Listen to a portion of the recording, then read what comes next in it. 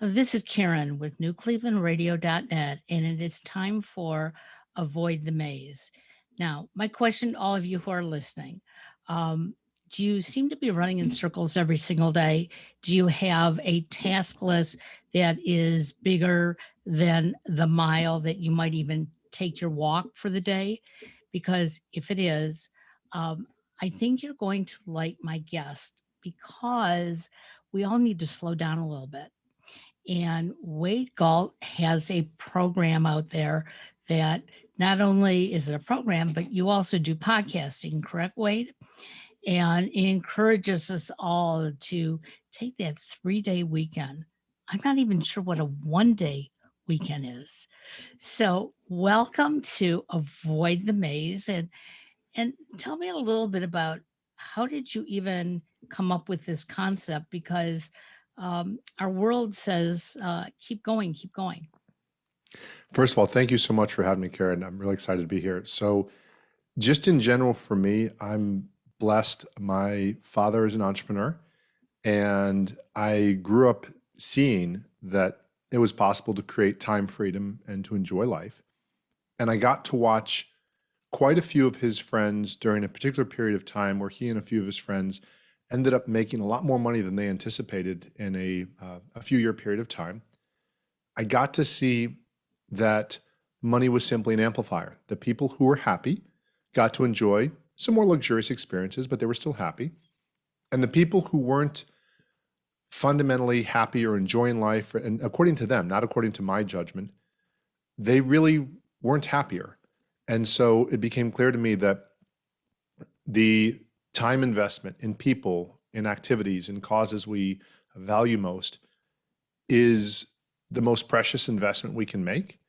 And that money, yes, when done properly or right or whatever the word is for that, yes, money can be a reflection of how much we contribute to the world, but it's not always so because there are people that work really, really hard and contribute tremendously in society and don't make as much.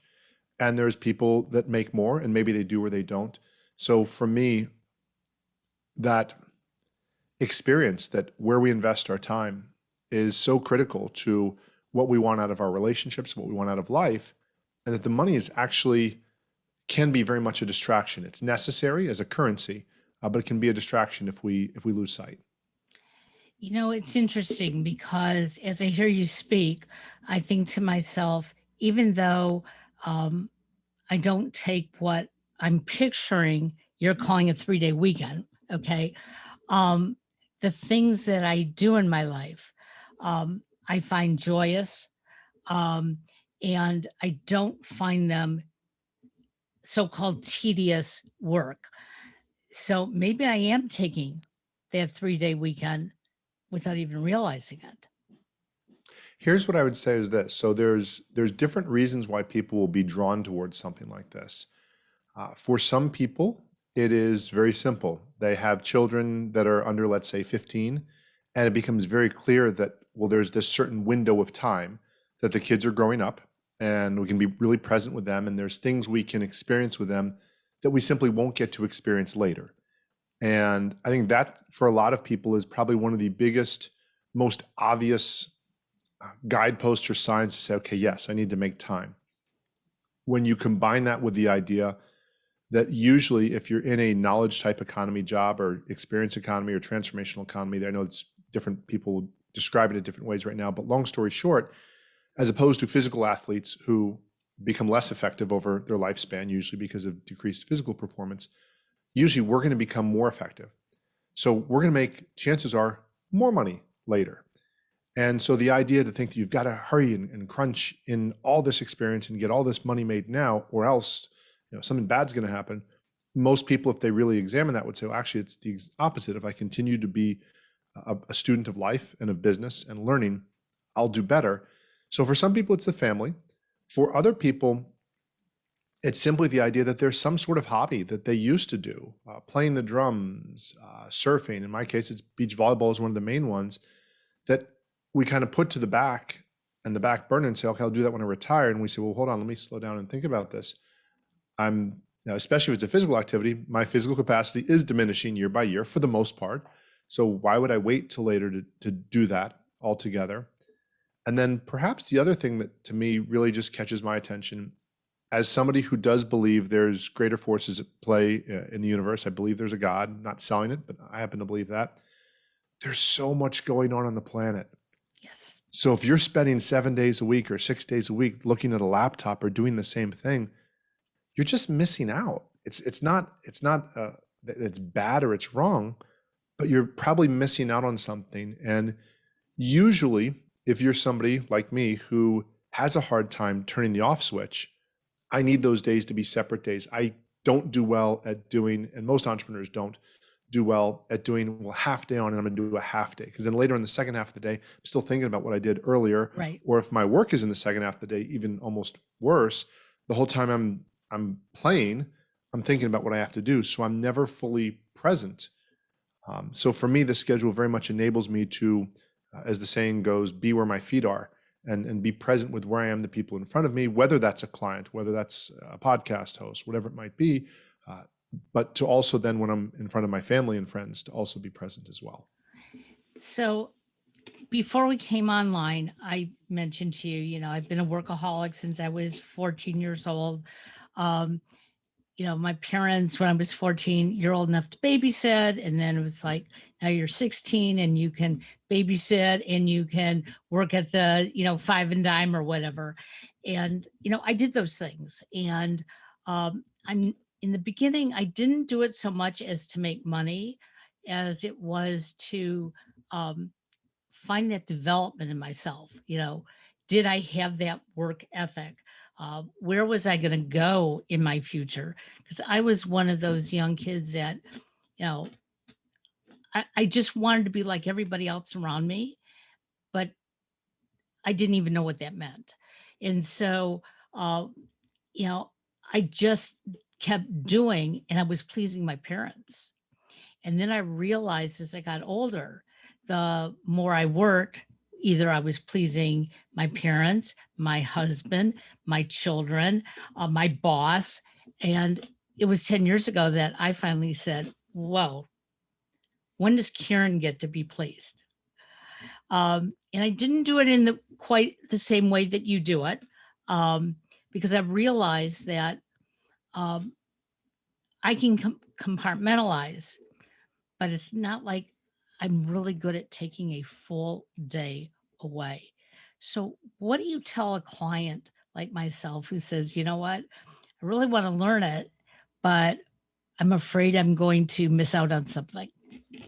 Sure. So first of all, you are going to miss out on something. But more importantly, you're already missing out on something. You're missing out on, chances are, what it's like to have a 2 or 3 day weekend where you get to, in a positive way, disconnect from work, forget what you do for a living, and be fully present to other dimensions of life. So it's not so much that you're missing out on depth of something, you're missing out, chances are, on breadth of experience in life. Also, in general, when people are taking more time than they need to do things, very often you're just simply perhaps not being as impactful and as effective at what you're doing. So there's that idea that we'll make work fill the space. So that's something that happens. In my experience, there's usually a few reasons why people who can create a 3-day weekend, like they're entrepreneurs and they have the ability, they're making enough money where at least they could make the ends meet financially and say, yeah, okay, Sure. I can do this. There's a few reasons why they don't do it. Sometimes it's as simple as they just haven't even thought about it. I had one friend who said, Wade, I thought so much about my business and creating the income I want. I've been an entrepreneur 10 years, and it never occurred to me that it would be a variable to say, well, when do I want to work? So there's sometimes that. The second thing is sometimes people really do love their work, but I'd suggest that just as athletes develop by being cross-trained, just as podcast hosts get developed by learning different conversations and Sure. different topics, when you are more multidimensional, you can connect with people more easily. It actually does help business. And it also just allows you to experience different parts of life. So there's part of that sort of myth to say that me focusing on one thing means I'm going to completely get better at, as opposed to some balance of focus and then rest somewhere else. Some people don't realize all the research that supports the very simple idea that if we don't give our brain a day or two off, it doesn't get the chance to do processing. So for example, when we sleep, if we get good sleep, our brain ties up a lot of loose ends. And I'm not a sleep expert, so I'll say this at a very low level of Okay. competence, but it ties up a lot of Right. things. It makes connections and ideas. It literally actually does these things. It reorganizes information, kind of like a computer does. And then over a weekend, there's that space where, some of my best ideas, I will write down ideas over the weekend for sure. I will sometimes get ideas. Sometimes I'll even spend 15, 20 minutes and write down this idea that just came up because there was clarity. There was room in my mind for it to happen. And then the other two areas I find where people don't do it is, one, they do measure themselves by this story of the hustling entrepreneur. And I would simply suggest that if I'm going to cut somebody's grass, they're paying me for the grass to be cut, the result. They don't care if I used a scissors or a lawnmower. And this idea that if I worked harder, that in some way it's more valuable. If I were to be insulting, I'd say it's stupid. If I were to be a little more nice about it, I'd say, well, that just doesn't seem to make sense, because a person's not going to pay you more to say, Right. well, you cut it with your. So really, what are you, what are you afraid of, or what's this sort of image that you're trying to keep up with? And then the more, sometimes perhaps painful or somewhere in between there, is the person that simply has had a lot of pain in their life and doesn't want to think about it. And so slowing down, and I'm talking, people that have, let's say, abuse or different things that have gone in their life, Sure. where they'd rather just keep working, because, put simply, if you have a weekend and you have 24 hours, 48 hours, 72 hours off, you're going to start to, have more stuff going on here, and you're going to get clear about maybe things that aren't the way you'd like to be in your life, whether it be a relationship that's not the way you want, whether it be a business or a personal or whatever it might be. So a lot of the times people are more scared of the changes that could come. Sure. And, from that perspective, that's just something that's just life in general. Just because you take a 3-day weekend, I mean, usually it's gonna get to you somehow. I love what Wayne Dyer says. He says there's certain classes in life you have to take, and you can either sign up from when you want, or they can just show up when you're when you're not Exactly. expecting them. Yep. So yeah. And truthfully, I understand that, because that's what happened to me 10 years ago. I was in corporate America, and my determination was to be the best that I could be. Um, I was paid for basically 40 hours a week, and I thought I was such a terrific person that I was working 70 hours a week. Um, did I love what I was doing? Absolutely did love what I was doing. And so I made excuses, because I love this. This is where I want to be. I don't need to be on the beach. I don't need to be reading a book, you know. And when it all collapsed, it was like, now who am I? And so when I started reading about you and your program, it was like, this is really important. So we have to. I love that analogy that, you know, when you take that time, you're sort of like emptying your brain, and you're saying, it's okay to go look at the sun now. It's okay to take a deeper breath. Boy, I can laugh at my kids, because they're goofing off. They're not bothering me while I'm working. It just changes everything. So, how would you, again, if I came to you and I said, but wait, I've been doing this for 40 years. I don't know how to change. Is there like a step by step? There's a few different ways you can do it. I always prefer that whatever you do is something you feel comfortable with, and maybe a little. I mean, of course, if we're completely comfortable, we don't change. So there's going to be some discomfort in trying something new. But kind of like the idea of working out, if you want to eventually do 50 push-ups a day, it's probably wiser to say, okay, for this month, I'm going to do 5 push-ups every day. And then next month, I'm going to graduate to 10, and whatever that path looks like, that's steady. So the simple path can be something as simple as saying, I'm currently working 40 hours a week. And let's say in a year, I want to get to 28 hours a week. And each month, I'm going to work 1 less hour per week. So next month, I'm going to work 39 hours a week, and I'm going to track it, and I'm going to see where my time goes. And I'm going to stop at 39 hours. And at 39 hours, there'll still be stuff that I didn't get done. And what I'll need to do, if one of the things that we find works really well, is to then come in Monday or whatever your first day of the week is, and then say, okay, what didn't you get done? How much of it mattered or didn't matter? And then, or what other things did you do the previous week that maybe didn't matter as much, that maybe you should have, if this was something, if you didn't get to something that was very important, which we sometimes do, we'll save those things till last instead of putting them first. And we set ourselves up for this nice, longer, extra time. And so it can be something that's very mechanical. The challenge is we have to have that reason why. So there's this idea that as entrepreneurs we're sold, especially if you're in the corporate world, more of the, maybe not the maybe it's somewhat manipulative, or the world that wants to just keep working you as a cog in a machine. You're sold on the idea that, Karen, you're so important. You're so important. If you go, man, the whole company's just going to fall apart. Right. And we all know that's nonsense because we've seen somebody that left and we're like, oh my gosh, John. And then like, oh. Why? Because corporations, and it's not a bad thing, they're meant to be like, life's like that. Somebody dies. Yes, we mourn them for a while. We move on. Corporations maybe or maybe don't mourn as much. But so overall, if we have this, and it's not a truly inflated sense of self, because truly, most of the times when we're trying to act like we're bigger than we are, it's because of insecurity. If we really understand our place, we'd say, okay, when I leave, it's going to be fine and the world will go on. But if I can't handle that, then I need to be there those 70 hours. I need to prove to everybody, and I need to prove myself or maintain this story that I'm so important. It's like the mother or the father that's doing things for the kids at 15 that the kid could have done 5 years ago, because the parents can't adapt to that new changing role, that now at 15, it's more of, okay, I'm here I'm over here on the side, but I'm not front and center for you. And maybe I get less positive reinforcement of that. I get told by my kid, yeah, I need you right now, but no, I don't. And then one minute I really need you and whatnot. So just overall, the first thing that has to happen is have some sort of insight of, well, what am I missing out on? And if you're not sure, and if you have people around you who care about you, ask them. Say, tell me something. If you could, just as a person to person, let's assume I could make the same amount of money. And let's assume I'd be happy with my work.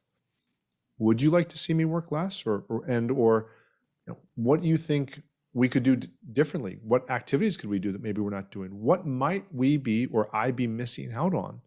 Because if I'm only concerned on what I'm missing out on at work, I'm missing the possibility that there might be other things I could be experiencing. And not so much from a FOMO or a fear standpoint, but just to say it could be more, it could be better. And so to ask a better question, would it be possible for me to still impact a lot of people with the work I do and have time to be present with family and friends and exercise or do hobbies or whatever? And not so much exercise like chores, but do the stuff that you used to do when you're a teenager. Most of us would still love to do what we did that was fun when we were a teenager, whether it's an activity or an exercise or whatever it might be, socializing, sports, and look to do, how much can I do that? And so again, basically to ask a better question of how is it possible to have them both happen, the and question, as opposed to limiting yourself by some belief that you can only be one or the other.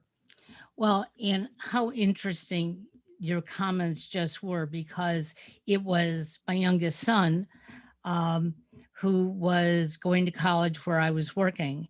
And he one day walked into my office and he said, "Why are you so miserable?" And I looked at him and I said, "Well, I'm not." And we got in this argument because I knew he was reading me like a book. And he said, "I don't want you to work here anymore." And it was like, well, wait a second. My pay helps you go to college here for free. And I had to think about it. And it took me a while. Um, and his last semester, I was no longer there because we just had to work it out and say, look, you were right. This was wrong. I needed to make some changes.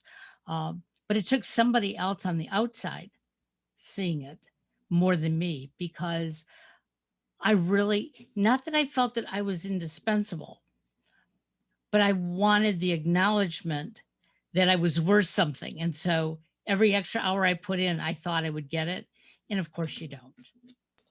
Well, and the other thing too is I think a lot of the times we overestimate how big, or we have a need to be in some way famous or validated on a larger stage than our own families, or our own small communities. And yet the people who value you the most very often are the immediate people in your life.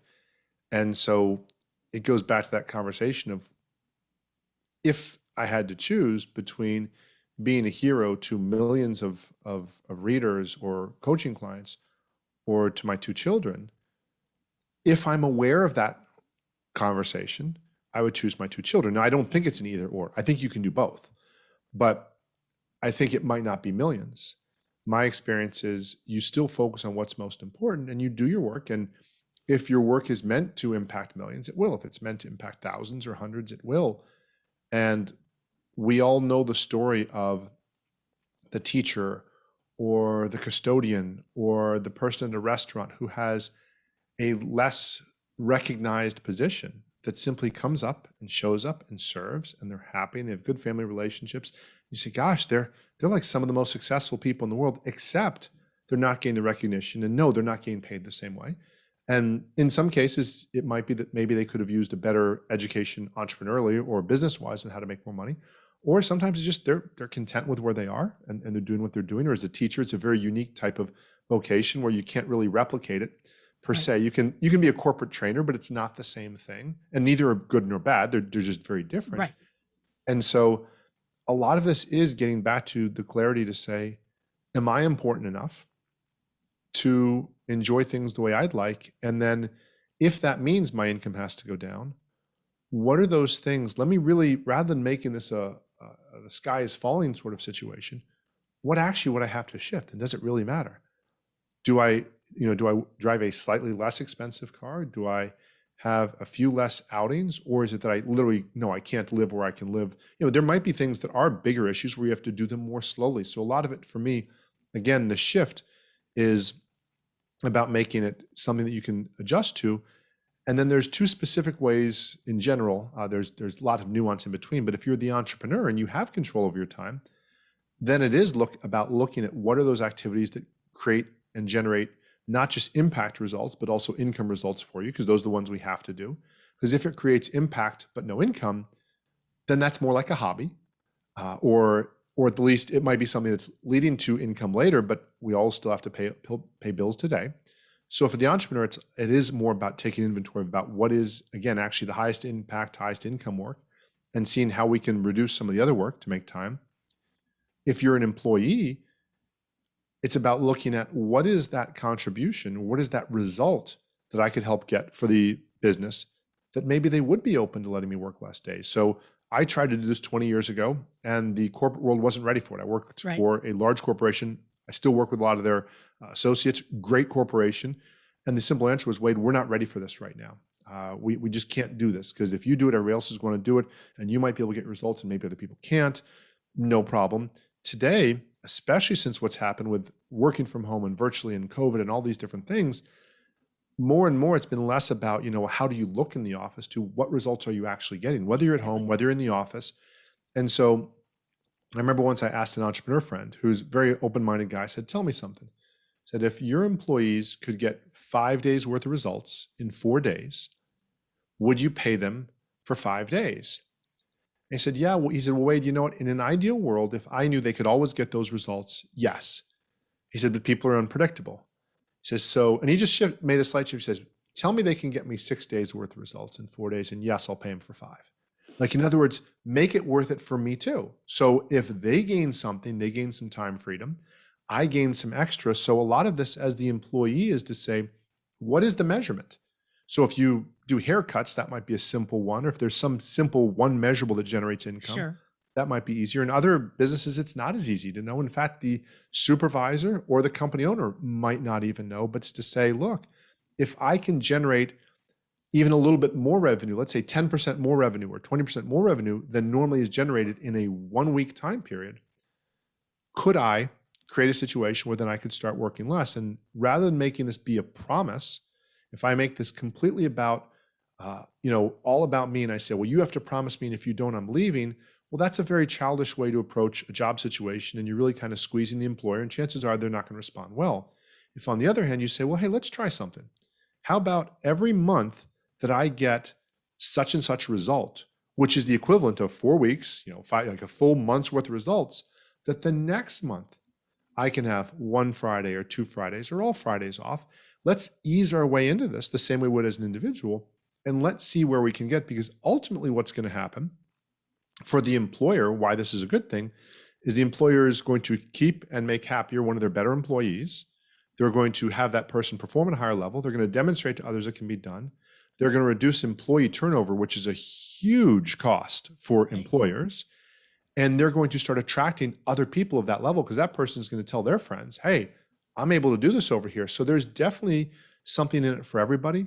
It simply needs to be an adult conversation, because otherwise, if you do it too fast, then you're just sort of fooling yourself. If as an entrepreneur, and I did this a couple of times where I basically took Fridays off for an extended period of time, but I didn't fix my productivity and my business model. I didn't reduce tasks.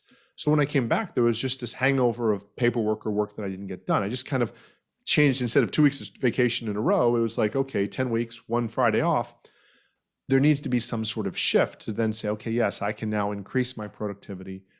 And of course, at the same time, look at my expenses, because it might even be when I was looking in this company I was working with, I only needed about 80% of my income. So I said, I'll work 4 days. Will you pay me the 80% of my income? In other words, will you keep my hourly income the same? And a lot of people couldn't do that. If they were offered and the employer said, hey, you know what, right now, expenses are tight with COVID. We're not sure what's going on. We don't want to lose you because we've put so much into you. We don't want you going somewhere else, but we can't afford to keep 5 of you at 5 days a week. We'd love to keep 5 of you at 4 days a week. Can you handle that income wise? And many people can't. And that would have been their one chance to say, hey, let me do this and let me kind of lock it in. So a lot of it is that balance of what we can afford as well. And certainly as an entrepreneur, if you can afford less, well, then you don't have to hustle as many days. Absolutely. And as I listen to all this, it takes me back over the years, and makes me actually look forward to what I still can do. As I mentioned to almost everybody on all my podcasts, I wear 2 hats. On the weekends, I am a corporate trainer in a retail chain. And initially, I was hired to do X amount of hours. And I started doing that. And I went back to them and I said, you're wasting your money and my time. And as much as I want to make that money, I do. But standing around not being able to train because customers are coming into your store, like, what are we doing here? So we came up with a model, and the model was that you have this 8 hours you can do it in, but these are the things that need to get done. And sometimes I go in for 2 hours, I leave and I come back. Sometimes I stay all the way through. Sometimes after 2 hours, I leave. But overall, in that month, everything gets accomplished and gets accomplished efficiently. In the beginning, people didn't like it because they thought I was taking advantage. Oh, you're working 2 hours and you're getting the rest of the day off. And on those days, you're right, I did. But the following week may have been, no real customers coming in, more training to do, more employees around, and I was there for the 8 hours. So I think some of the things you're talking about is that we as entrepreneurs, as employees, we have to find out what we are really good at and how it's going to help the company so that we can, I don't like using the word take advantage, but in some ways take advantage of the opportunities that are out there. When I just say optimize, because it's for both people, because Okay. a couple things. Number one, the simple fact that you were to say to them, and as a trainer, any trainer knows 8 hours straight of training isn't always the most effective thing. It might be little follow-ups, little check-ins. Hey, here's my email or here's my text, let me know. Because learning moments pop up at different times. Sometimes it's the middle of the week and somebody is now remembering something, and ideal trainer would say, well, gosh, you should have listened during my class. But they might have said, you know what, I grasped this much and I at least remember that, okay, I need to call Wade if this situation presents itself. And so I call Wade, and Wade gives me that information just in time on a Tuesday or whatever it might be. And then now they're getting the results. So when there is a results focus, then you realize, yes, it might be time that you have some audio materials that they can listen to on repeat because maybe they can't remember everything you said. There's so many different things you can do. But if you're in that results conversation, what you're also doing is helping that employer to say, okay, look, there are certain things that I as a trainer can do. And there's certain amounts of combination of excitement, energy, discipline, competence, commitment that a person, the employee, needs to bring. And I can't make that happen. I'm not magical. I'm simply somebody that teaches things. So what are some ways that we can create a curriculum that makes this happen where in the long run, or in fact, to look at it from a different perspective, rather than you needing me to work at one location, maybe if we get this down, I could help you with 2 or 3 locations at the same investment to you. And then maybe we have some incentive for me that if they get certain results. So in other words, again, I'm looking out for you. I'm also looking out for me. So there's this balance. And then also, if I were in that situation, I'd say, let's include in the conversation employee turnover, because maybe some of what I'm doing is reducing the employee turnover rate. And if that's reducing costs, and if you're an employee, by the way, the idea of you simply leaving a job that you're good at, not even great at, good at, is going to cost the employer anywhere from 1.5 to 2 times your salary to replace you for at least, let's say, 3 to 4 months or 6 months to train. Because think about it. If you leave a job, you're gone. Now they need somebody to do that job. So they've got to pay that person the base salary. There's always another 50%-ish in cost, the cost of the chair, the computer, people just call it the cost of the chair. And then somebody else has to train you. And while that somebody else is training you, they're not selling. So it's just huge cost. And then if you're as the owner of the business, it's also just annoying. Like we can't make new progress. We can't start that new initiative now because now I've got another newbie and I've got to get back to square one. So as the employee, it's not so much that you have this manipulative negotiating power, but you simply have the sense of if you understand what you're worth, and if you are worth that, if you are, and if you're not sure, ask your employer, hey, how do I size up as far as, am I doing what I should be doing? Am I doing a little bit more, a little bit less? And if an employer won't answer those questions in the long run, you're probably better off going somewhere else because then you're never going to perhaps get that opportunity. Right. On the other hand, as an employer, how awesome it is if a person comes to you and says, hey, how can I do this better? How can I make sure that I'm getting you the results you need?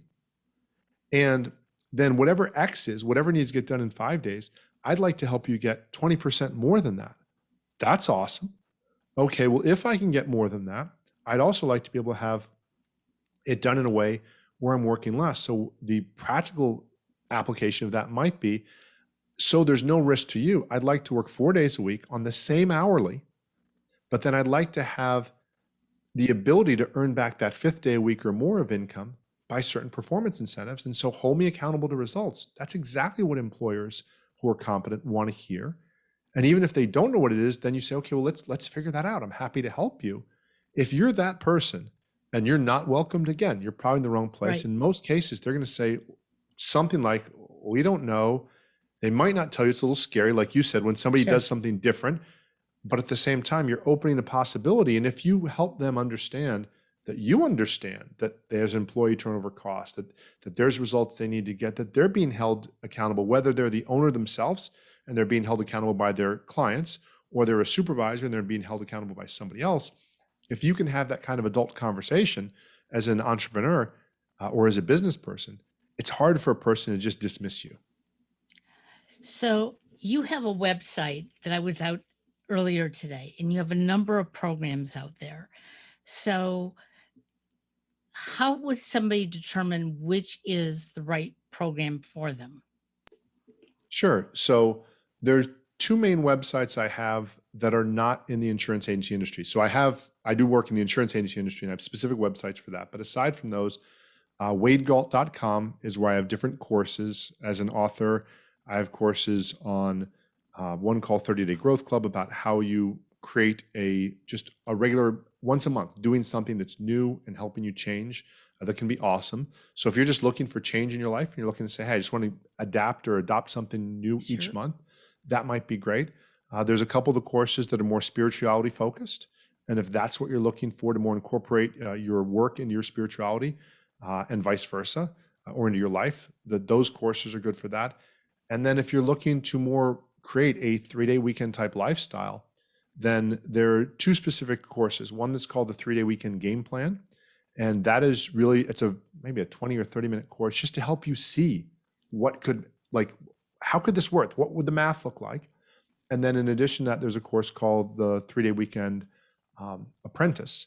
And that talks about just looking at how you make the most of what you already have before you even go somewhere, before you even get a job somewhere else or change jobs. Say, how do you make the most of the relationships you already have, the free time you already have, the money you already have, the material possessions you already have?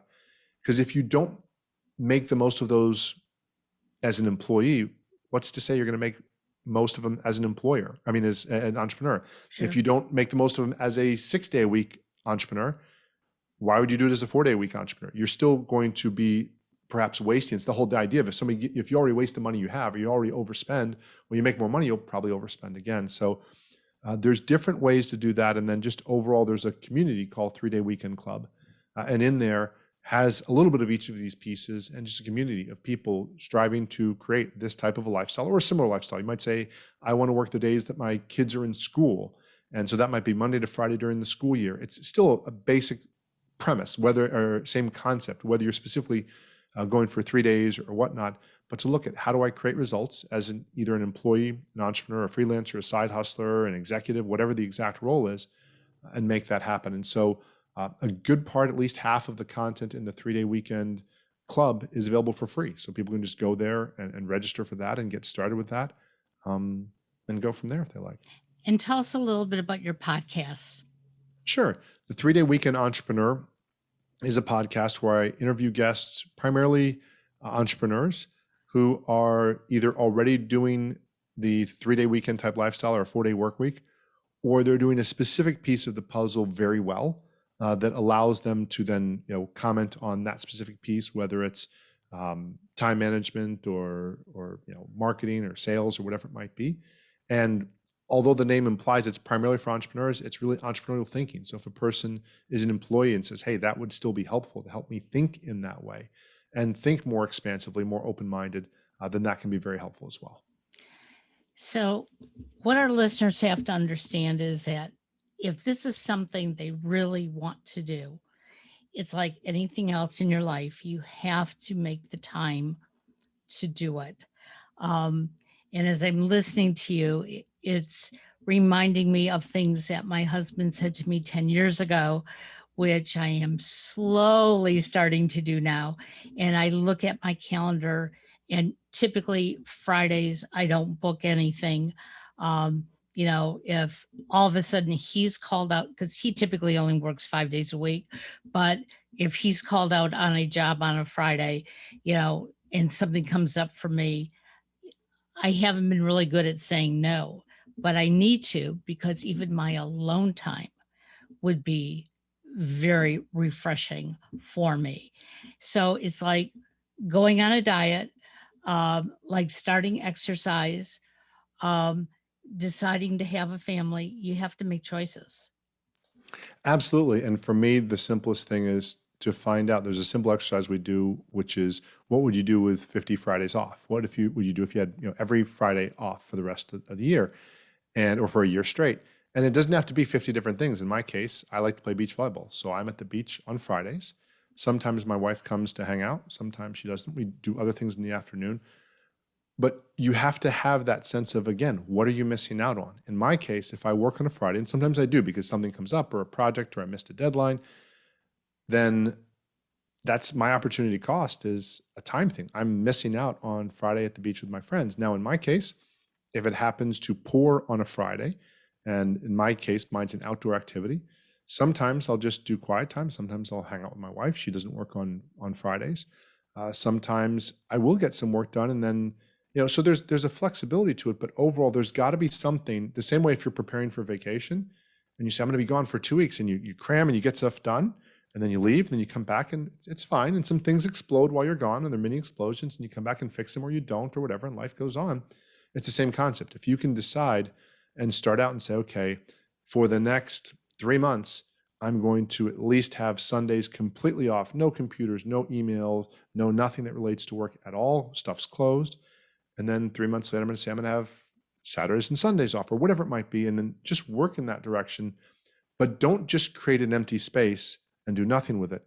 Plan something so that then there will be something, and schedule things and commit to things with your family. Like, yeah, we're going to do this, to where you'll say, oh gosh, well then now I'd have to be, going back on a commitment for something that chances are isn't that important. And of course, you can always be flexible. If something huge comes up, you could do that. Sure, absolutely. But still allowing yourself to more intentionally planning your life, the same way you've put intention to say, here's how I want to plan my work life, putting that level of attention to your personal life. So hustling for the 4 days to create a great impact for people and a great work life, and then hustling or relaxing on the other 3 days to create a great personal life. I think it's a great idea. And you know what? Let's start taking the baby steps and going forward. We will put all your information in the show notes. So, those of you who are listening and you say, what did he say the website was? How can I reach him? You'll be able to do it. Just look at the show notes.